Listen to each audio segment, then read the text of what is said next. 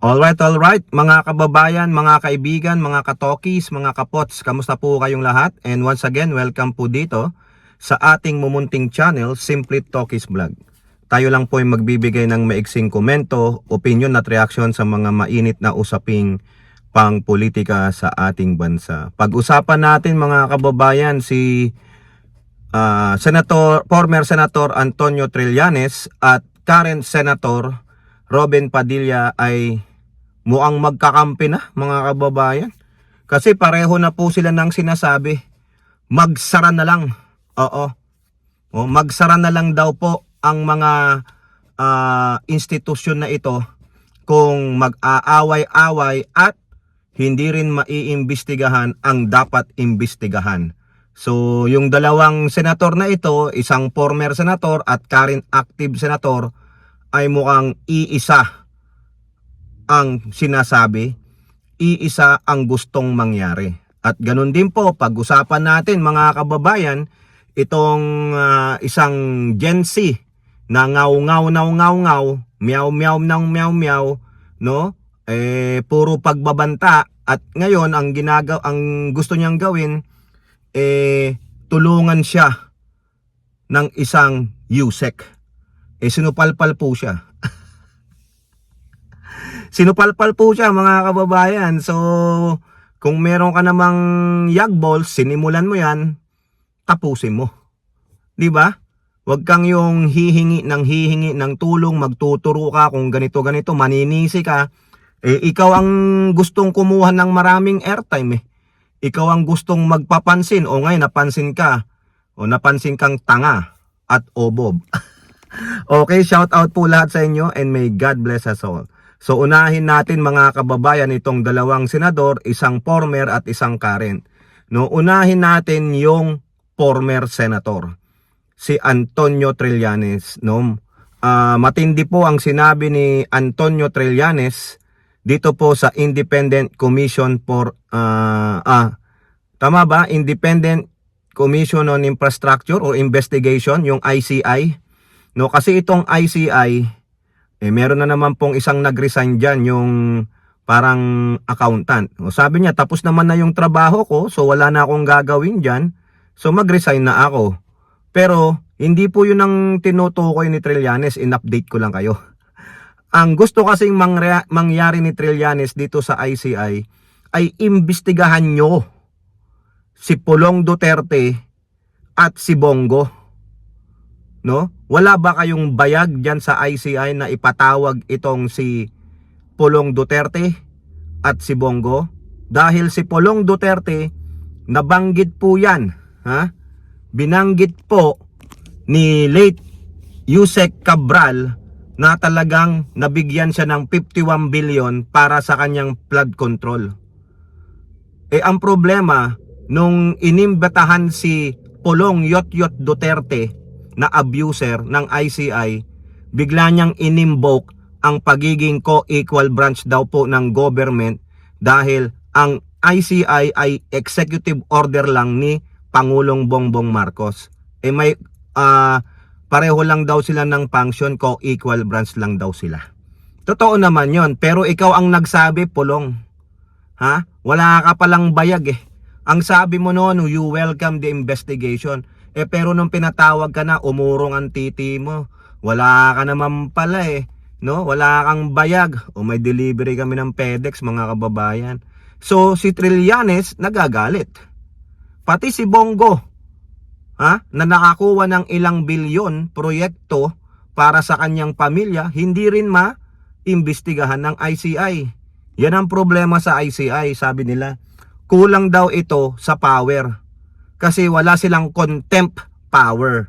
O anong ginagawa ng Kongreso? Bakit hindi nyo sila bigyan ng powers? Di po ba? Ngayon, si Trillanes, sabi niya, sara nyo na lang yan. Tama nga naman. Isara nyo na lang. Wala naman pala kayong kwenta.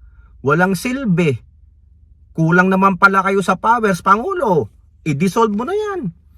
Ipamahala mo na sa ombudsman.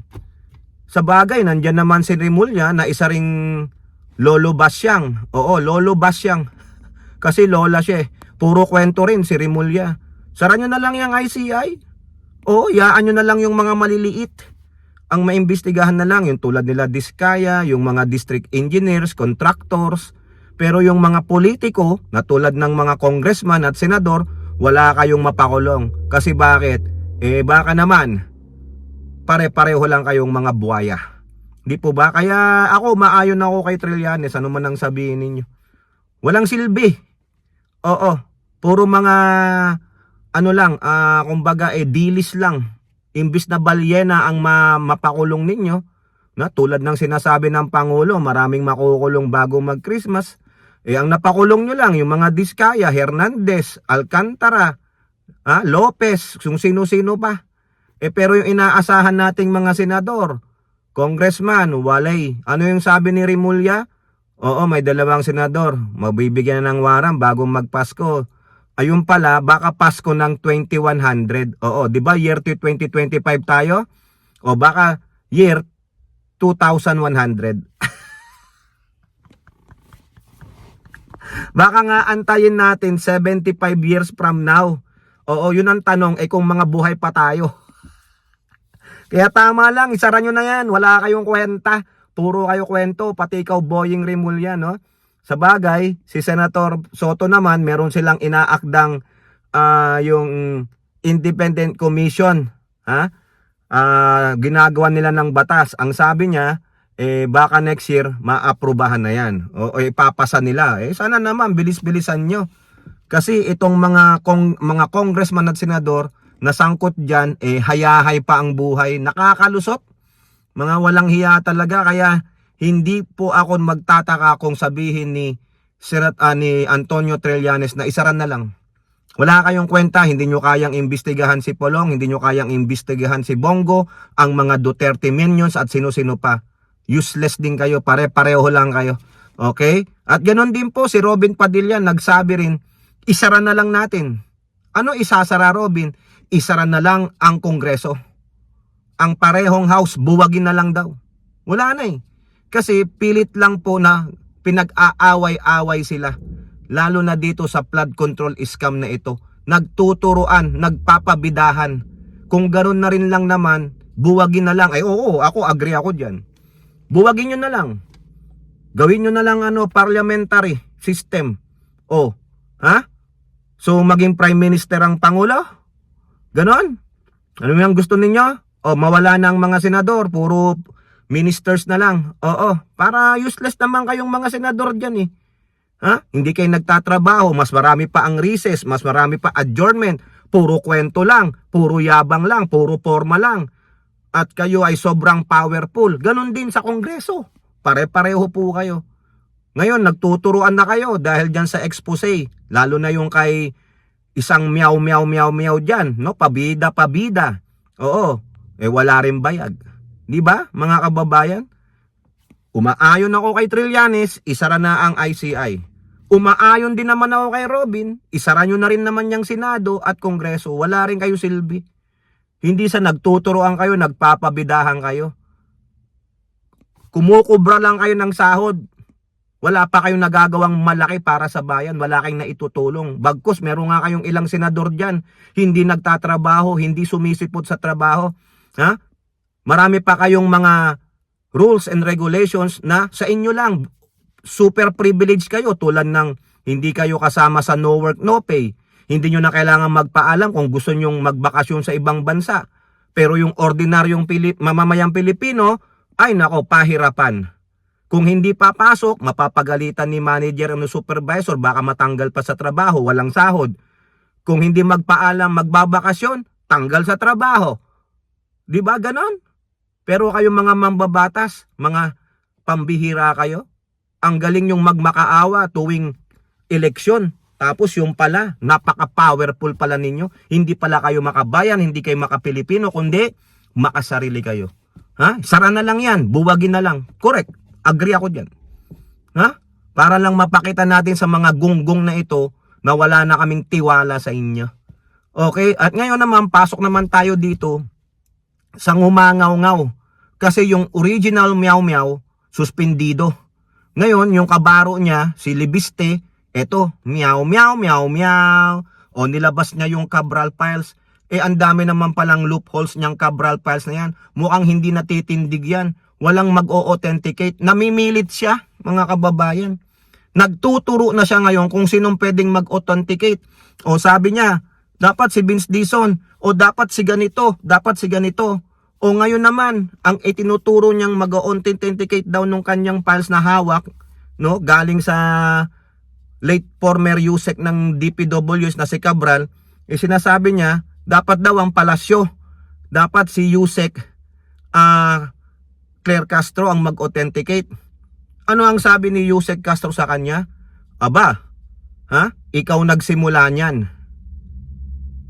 Bakit ako ang mag-authenticate? Ba't kami tutulong sa'yo? Sinimulan mo, tapusin mo. Panindigan mo. Dapat hawak mo ang bayag mo. Hindi yung magtuturo ka, hindi yung iiyak-iyak ka sa interview mo, nagmamakaawa ka. Mukhang may pinagtatakpang ka. Kasi nababalita na mukhang masisiyasat ng Department of Energy ang kanyang kumpanyang solar, no? Kaya nagkakaroon siya ng deflection issues. No, gusto niya kumuha ng airtime, itong unahin ninyo kaysa pansinin niyo yung kumpanya ko.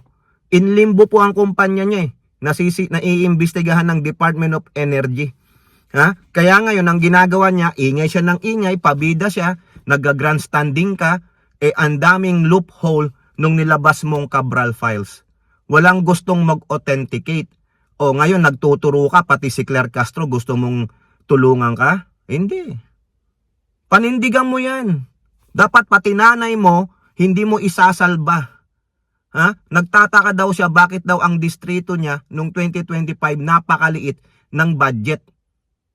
Oh, yung pala nirereklamo mo, di maghingi ka ng malaking budget sa distrito mo. It all boils down to money pa rin. Pera pa rin. Kaya ka nag-iingay para mapagbigyan ka sa hihingin mong budget? Wow naman. Kaya tama si Claire Castro. Kumbaga sa aking pagkakaintindi sa sinabi ni Claire Castro, bayag mo, hawak mo, dalhin mo, panindigan mo yan. Ikaw ang dyan, tumindig. Di po ba mga kababayan? O ayan kayo po, ano pong inyong masasabi? Comment down below and don't forget to like and share. Hope to see you on the next videos. Bye bye, God bless.